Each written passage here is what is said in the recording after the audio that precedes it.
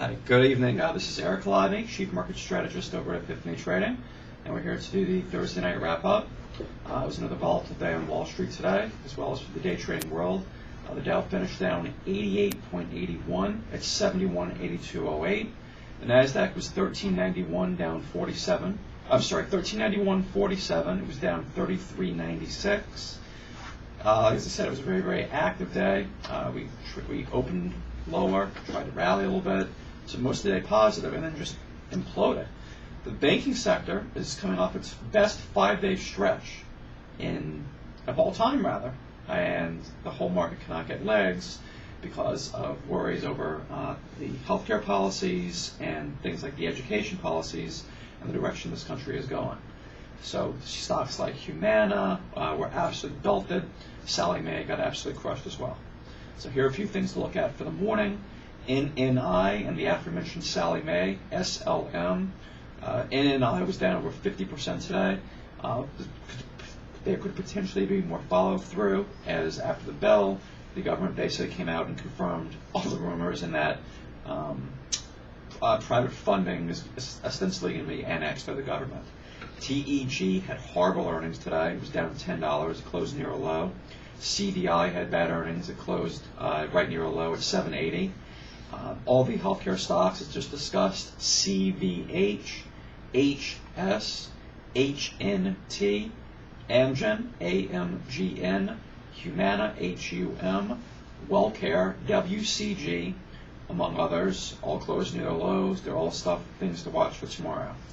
Companies out with positive earnings news, or at least news that's interpreted positively after the close, include Dell, SBAC, UHS, Blue Coat, BCSA, SNDA, World Fuel, INT. Some of the companies that were out with bad earnings include Southwest Energy, SWN, CVA, DECK, KSS, GPS, CTV, Autodesk, ADSK, and OVTI. In addition, SNTA and SOMX both came out with terrible drug news. And since I bored you guys enough, and let me give you actually I'll give you my worst trade today. There's no individual trade. I was up money today, but not a ton, and the reason was quite simple. I fell victim to something I preach against all the time. I overtraded. I actually ended up trading 38 different stocks today. And it's simply because the market was moving around so much, which it really hasn't recently. It's moved around a lot from day to day, but not on an intraday basis. So I just simply overtraded. Don't fall victim to that, because I had several pretty good trades this morning. I made some money in Capital One. I made some money in U.S. Bancorp. I made some money in Mintees. A few of the earnings players from last night did very, very well today in Sallie Mae. But trying to make an extra even 20, 30 cents, but trading stocks that weren't exactly near their highs or exactly near their lows, it really cost me today. So, and again, I did finish positive, don't get me wrong, but it could have been a much, much better day. With that, let me toss over to Brendan and see if you have any other thoughts to add to that. Well, I can't help to ask about the, at what point would, oh no, I'm looking at this, at what point would you hit the DECK? In terms of, you mean for the morning? No, it's a joke.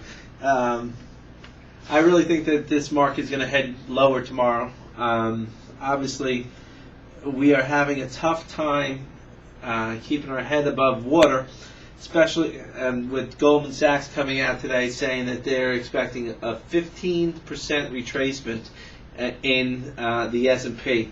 I think that number correlates to 600 on the S&P. Now that's Goldman Sachs. They pretty much have been a self-fulfilling prophecy. And I think, these banks, other than let's say they trade up, big deal. I'd say that they have no shot of making money. And if a company cannot make money, okay, and we're on the brink of them wiping out shareholder equity in these banks, okay, or value, okay. If the value of Citibank goes to zero, it will go to zero if they have no chance of making money. Bank of America on that list. Wells Fargo and USB, they're the second, although they're up there. They're not the ones that are really in line for Armageddon.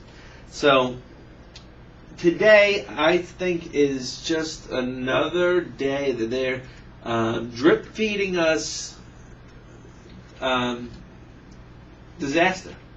I think that we have a good shot, and I've been a pessimist for a long time, but how long have I been a pessimist for? Since 9,000 something? Even before that. And I keep saying that these banks have no shot at making money, but we're not investors, we're traders, and as a trader, forget about the fundamentals of not being able to make money. These banks look sick. And to actually add to what Brendan was saying, just one comment. Again, the banking sector was actually up 33% in the last 5 days. But sticking to day trading, because again, we're not investors, the market's down. I was talking to Brendan off camera before. If someone came to you last week and said the banking stocks would be up 33%, when I say 33%, I mean that's the banks in the S&P 500. So Bank of America, Citicorp, all those. Short covering balance, call it whatever you want. And the market's down, it tells you there's trouble ahead. Well, this is where the order of operations and math comes in. If you take a $10 stock and depreciate it by 25% on Monday, in order for that stock to get back to even, okay, break even, you need 33% on your money. Okay, so if you follow a down 25% day with an up 33% day, you're at flat. And that's where the smoke and mirrors comes in with CNBC saying we're up this, we're down this, that, and the other thing. We are in a downward trend where shareholder equity is or value is approaching zero. Okay, maybe not zero, but even like you have Citibank, which is a Dow component, J.P. Morgan, Bank of America.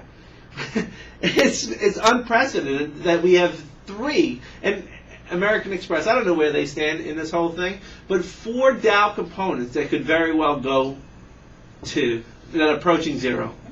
So, and the availability of financing is not there. So where are the other Dow components going to get their financing? Where's Caterpillar going to get their financing from? Where's Boeing going to get their financing? Well, let's go run down the name. GE is sick. And you've already seen things like chicken. Look, Pilgrim's Pride is now bankrupt because they can't get capital. Dry Chefs is the dry bulk shipper. They can't get capital. So already spreading. It's an absolute shit show. So, but with that, okay. Mad Money. We're gonna watch. Yes, we are gonna watch Mad Money. But we have. I'm just gonna go through with my best trade of the day. Might have been Sally Mae. I played with size.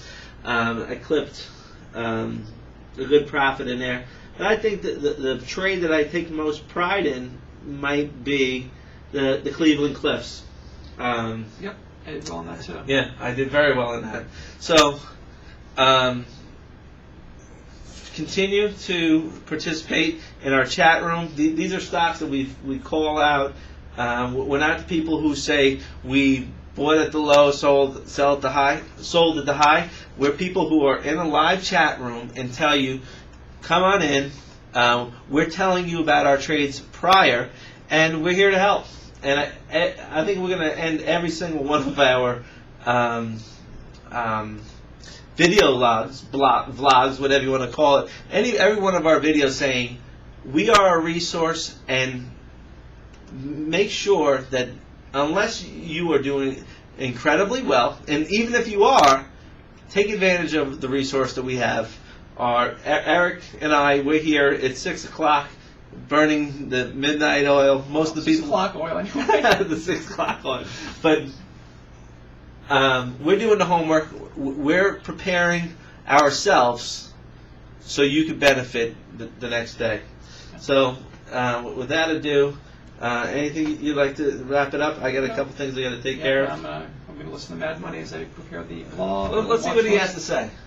The watch list and everything. Hey, he's giving commentary, but everyone out there already has our commentary, so you need to hear him right now. So, have a good night, everybody.